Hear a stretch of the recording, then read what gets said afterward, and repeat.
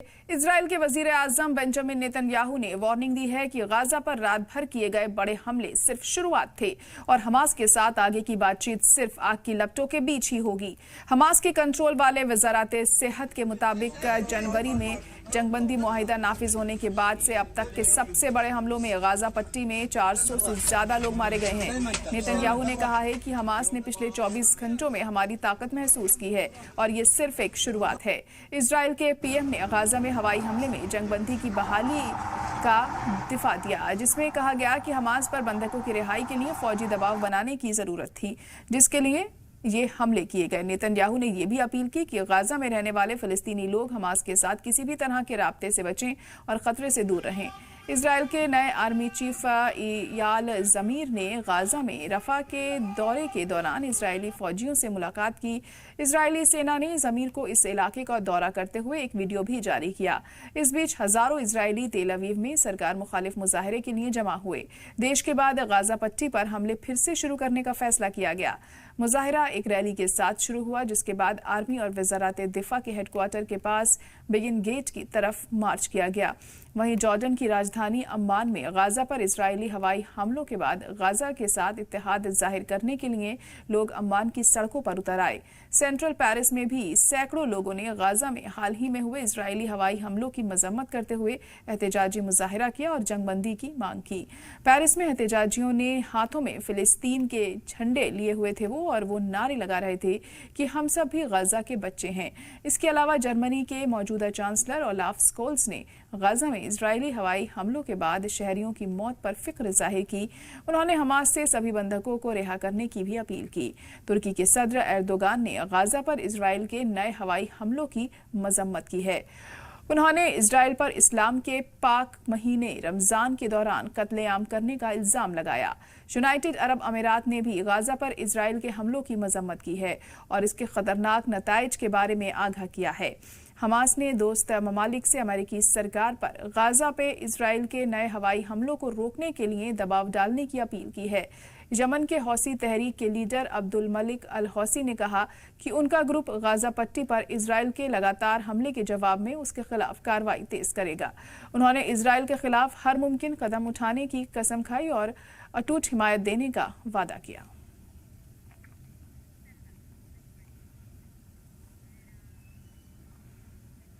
Israel ने Gaza में फिर से एयर स्ट्राइक शुरू कर दी है। कई घंटों से जारी इजरायली हमलों में अब तक हमास के कई लड़ाकों समेत कई बेगुनाह शहरी भी मारे गए हैं, जबकि सैकड़ों जख्मी हुए हैं। इस हमले के साथ ही 19 जनवरी को गाजा और इजरायल के बीच हुआ 2 महीने पुराना सीज फायर टूट गया। इजरायल का दावा है कि वह हमले की प्लानिंग कर रहे हैं, लड़ाकों को निशाना बना रहे हैं। वहीं हमास का कहना है कि नेतन्याहू का फिर से जंग शुरू करने का फैसला इजरायली बंधकों के लिए मौत की सजा की तरह है। देखिए रिपोर्ट।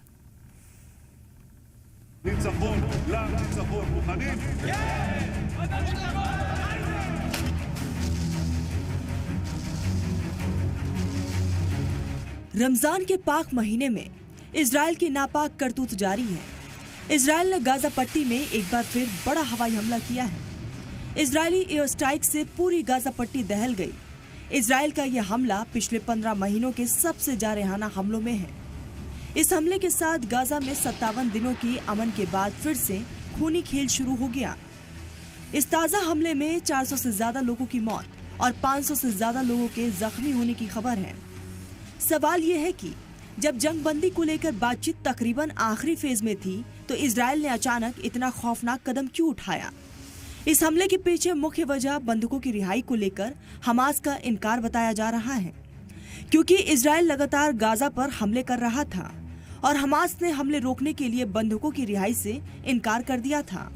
पीर को देर रात इजरायल के वजीर आजम बेंजामिन नेतन्याहू, वजीर दिफा इजरायल काट्स और IDF के चीफ लेफ्टिनेंट जनरल इयाल जमीर के बीच एक अहम मीटिंग हुई। इसमें इजरायल के सिक्योरिटी एजेंसी शीन बेट के चीफ रोनेन बार ने भी हिस्सा लिया। मीटिंग में वजीर दिफा और आर्मी चीफ ने एक्टिव कार्रवाई की अपील की और आखिरकार ये फैसला लिया गया कि गाजा में हमले जारी रहेंगे। जराये के मुताबिक बंधक डील में पेशरफ्त नहीं होने पर जारहाना कदम उठाकर हमास पर दबाव डाला जा सकता है। इजरायल को उम्मीद है कि इस हमले के बाद अमेरिका सालिसों पर दबाव बनाएगा और सालिस हमास को मुआहदे के लिए तैयार करेंगे। ज़राए ने साफ कहा, हर कुछ दिनों में हम अपने हमले तेज करेंगे। हमास को जगना होगा और मुआहदे पर मुत्तफिक होना होगा।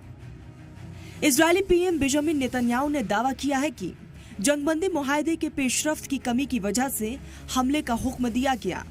इजरायल अब ये फौजी ताकत को बढ़ाकर हमास के खिलाफ कार्रवाई करेगा।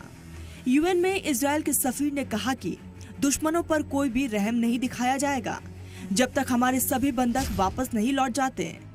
इजरायल नहीं रुकेगा।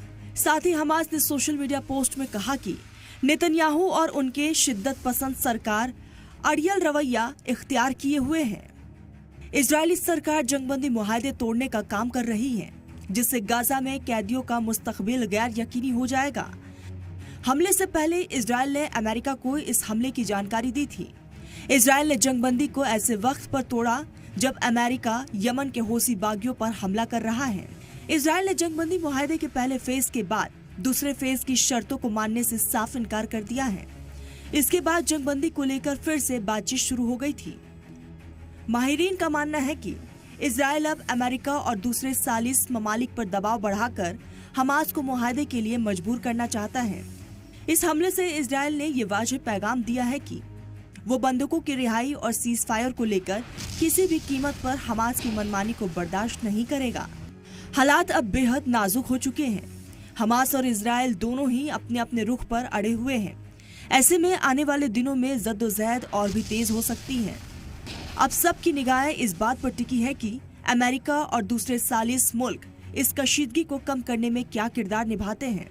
ब्यूरो रिपोर्ट, सलाम टीवी।